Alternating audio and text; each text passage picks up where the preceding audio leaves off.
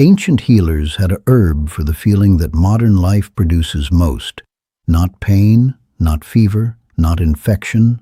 The feeling of being constantly overwhelmed, wired but exhausted, unable to rest even when still, anxious without clear reason, resilient one day and shattered the next. Ancient Ayurvedic physicians called this condition Vata imbalance, the state of excess movement, excess stimulation, and excess demand on the nervous system that depleted the vital essence and left a person fragile in ways that were invisible to others but deeply felt within. And for this condition, above almost any other single herb, they prescribed ashwagandha. Ashwagandha, Withania somnifera, has been used in Ayurvedic medicine for over 3,000 years. Its name in Sanskrit means the smell of a horse, a reference not to its aroma but to the horse's qualities it was believed to confer: strength, stamina, resilience, the ability to carry heavy loads without breaking.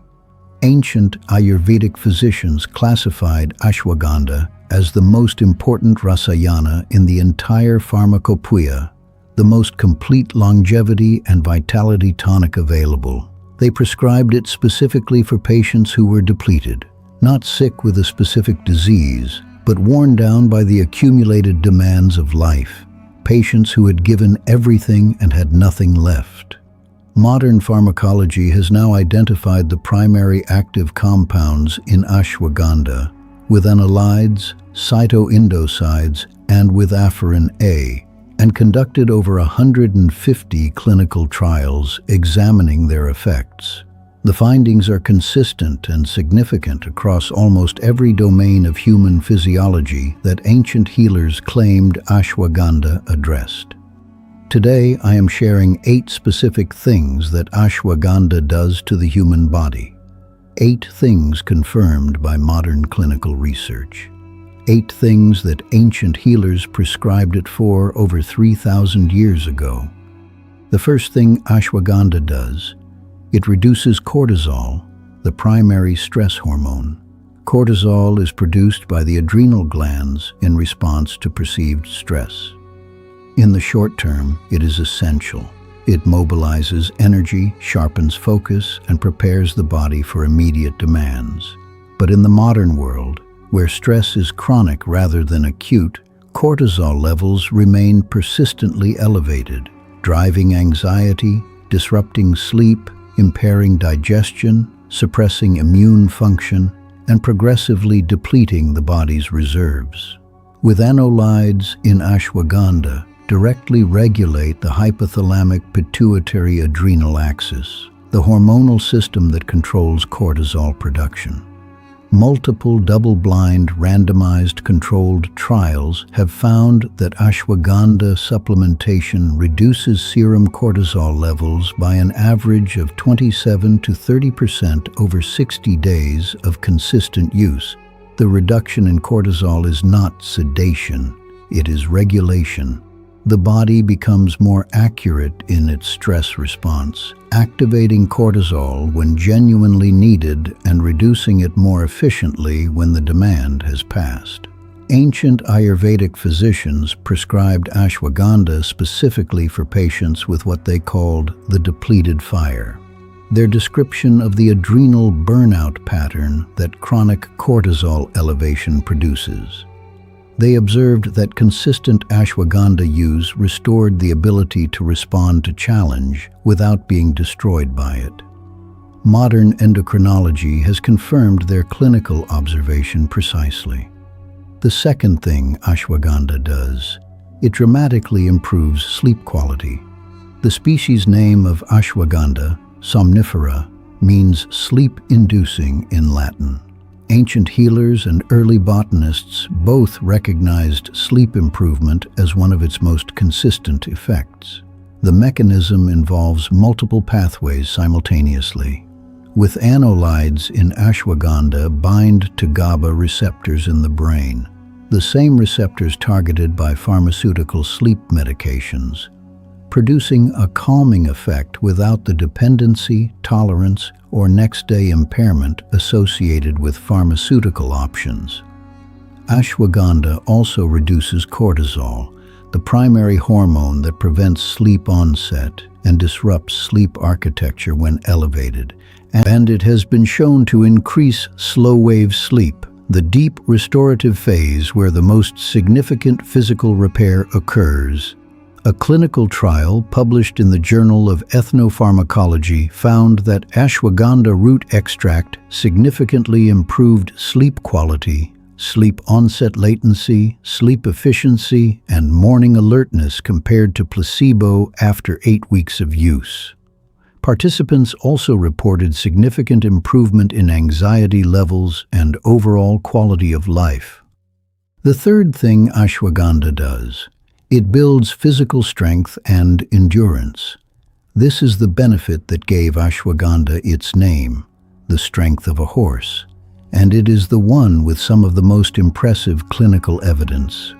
Multiple randomized controlled trials in healthy adults engaging in resistance training have found that ashwagandha supplementation produces significantly greater increases in muscle strength, muscle size, and recovery speed compared to placebo groups doing identical training. The mechanism involves ashwagandha's effect on testosterone, growth hormone, and cortisol simultaneously.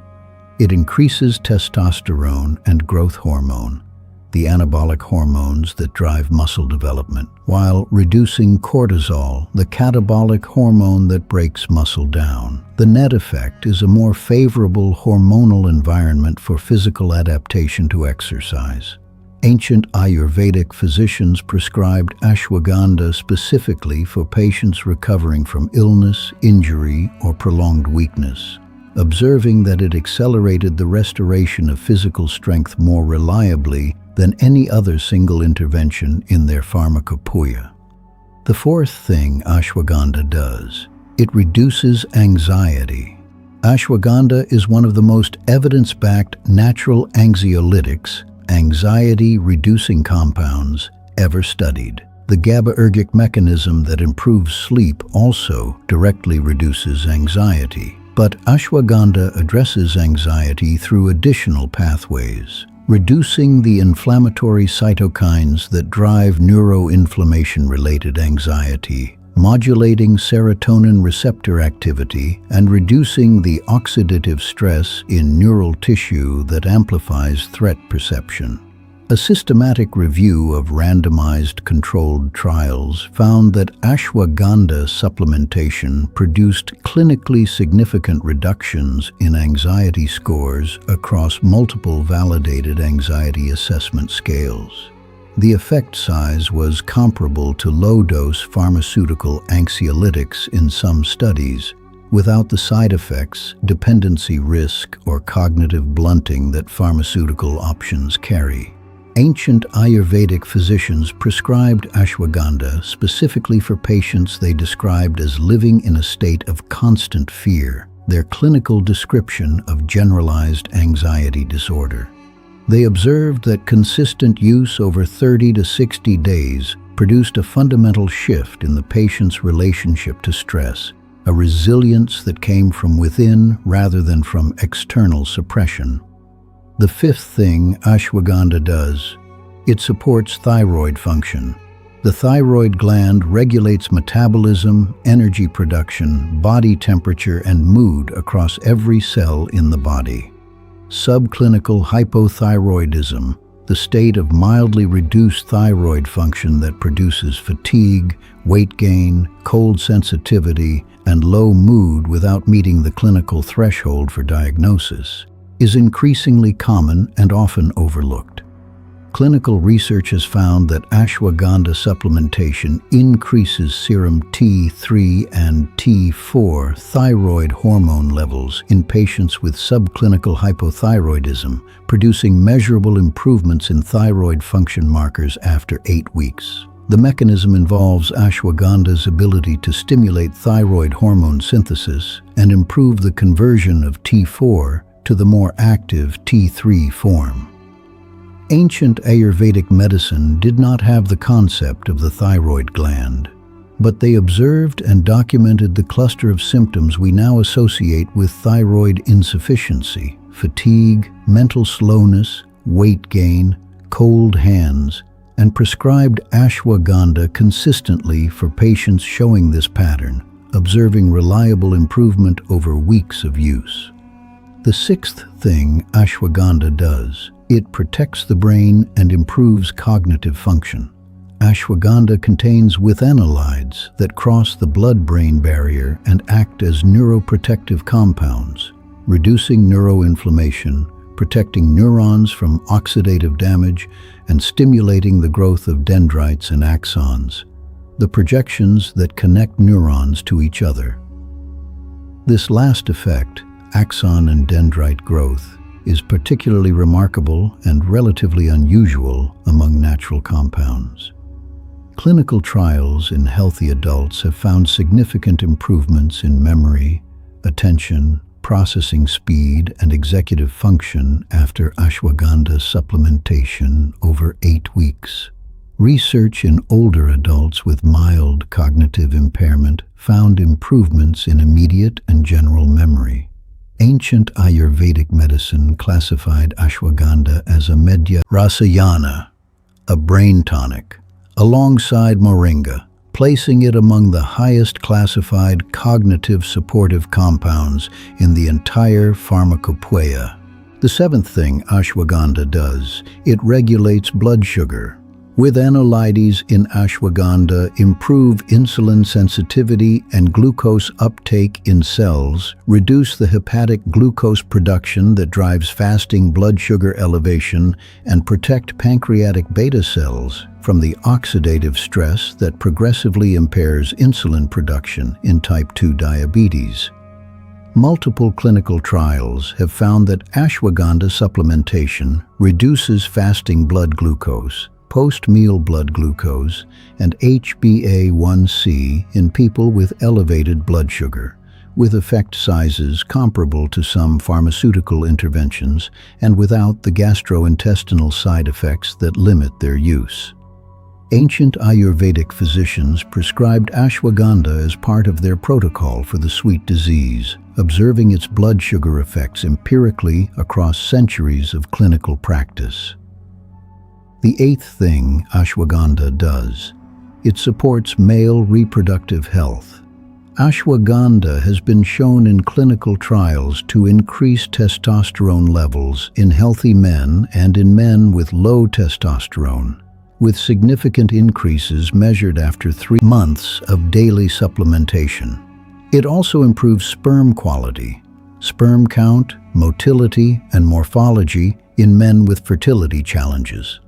The mechanism involves ashwagandha's effects on luteinizing hormone, the pituitary hormone that stimulates testosterone production, and its antioxidant protection of sperm from oxidative damage.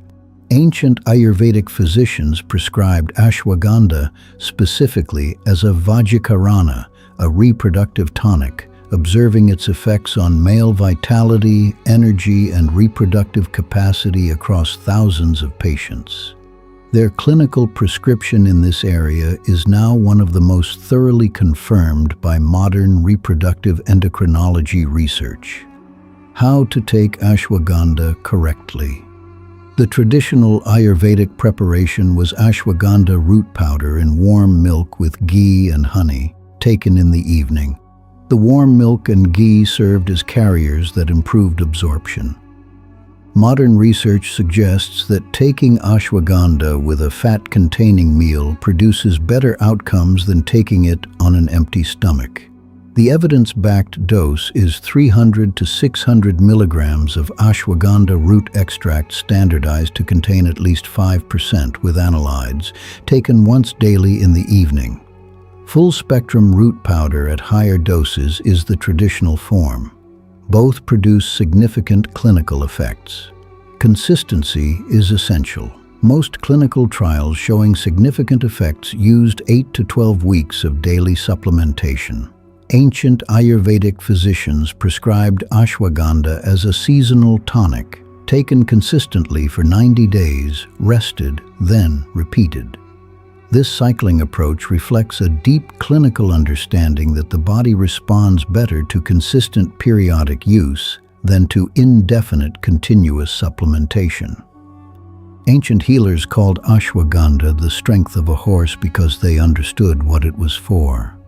It was not for the sick, it was for the depleted, for the person who was still standing, but only just. If this found you at the right moment, share it with one person who is carrying more than they should. They may not know that what they need has been known for 3,000 years. Subscribe to Ancient Body Wisdom and come back every single week. There is so much more the healers knew, and we are only just beginning.